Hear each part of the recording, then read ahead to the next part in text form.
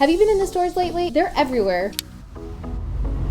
If you've been in the stores, you know firsthand that Christmas decor is on the shelves. And if you're looking for some Christmas DIY inspiration, this is the video for you. And without any further ado, let's get started. For this project, I used some tumbling tower blocks from the Dollar Tree, as well as some of the original super glue, also good for wood, that I found. I quickly noticed that there was zero adhesion, so I switched over to the gel version that I also found at the Dollar Tree, and that one worked perfectly. You could see the thickness of the gel upon application, whereas the other just absorbed into the wood pieces. I normally would use my hot glue gun, which I absolutely love, but I wanted to really venture out and try a different method so that I can share other options with you in the event you don't have a hot glue gun. I used a total of 8 blocks for this part to create a rectangular frame, and then I used 6 more blocks to create a smaller version of the frame. Now, I should have seen this coming, seeing as I was wiping off all the excess glue from my blocks, but I didn't. My blocks got stuck to the crafting paper that I had on my table, but to prevent that from happening on the next set, I used a piece of Teflon sheet that I had, and it was smooth sailing from there. Do you have a trick that you wouldn't mind sharing?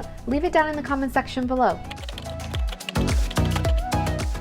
Next, I used my Folk Art chalk paint in the color Imperial to paint one small and one large frame. I love this part because I feel like the paints just make every piece so unique, and this color in particular is just gorgeous, so I'm very excited to use it in this project. Do you like the traditional Christmas colors, or do you have another color scheme that you prefer to decorate your home with? I feel I've tried so many, but the traditional reds really bring me so much joy during this time of the year.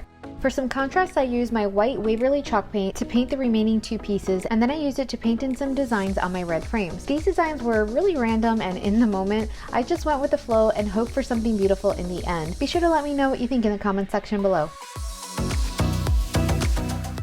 Next, I grabbed some jute twine and these wooden beads that I had bought on Amazon to create a 3-bead strand. For this particular strand, I used only 3 of the buffalo check pattern wooden beads, and I added a knot in between each bead.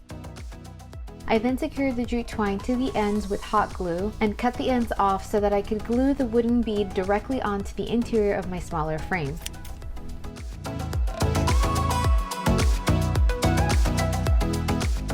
Now, this is when it all started to go wrong because I didn't leave enough space to slide my smaller wood frame into the middle of my larger one, and it eventually led to my breaking them both.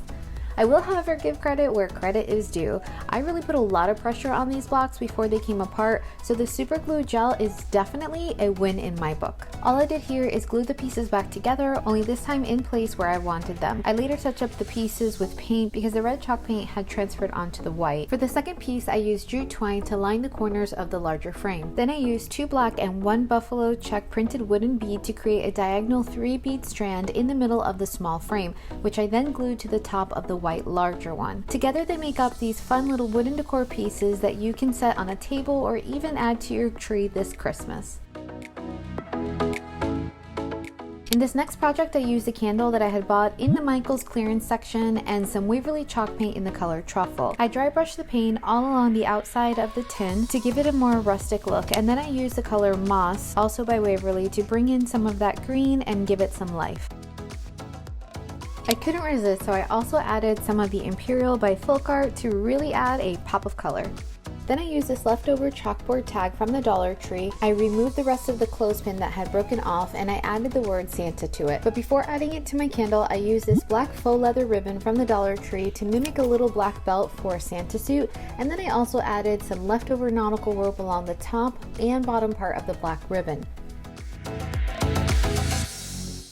I also decided to use my apple barrel paint in the color Antique Gold to add some color to the edges of my little chalkboard tag. But it didn't end there, friends. I added some florals to toss a little Rudolph in there too, but stay tuned and you'll see that soon in the reveal. This beautiful pattern completely caught my eye, so I decided to use a small piece of it to embellish the outside of the small candle votive that I've had by cutting off a strip of fabric long enough to wrap it around the votive, and I pulled on the edges of the flannel fabric to give it more of a messy, cozy edge, since the glass alone felt a little cold for my taste. Have you ever stopped to see what some of these fabrics look like when you pull them apart?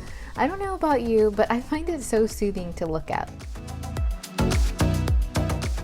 Once I finished fringing my fabric, I used some hot glue to add it to my votive.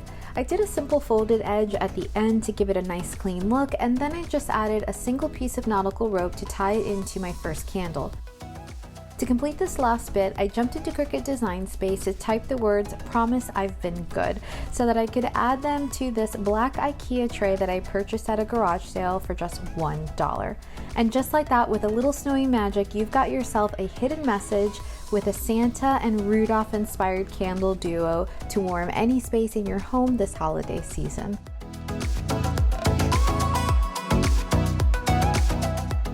I really hope that you enjoyed these easy and budget-friendly Christmas DIY projects. And if you'd like a little more Christmas inspiration, check out this video right over here. Want to explore something else? You can check out these videos right over here as well. I'm Ellie Lee with Ellie Lee Designs, and until the next time, bye.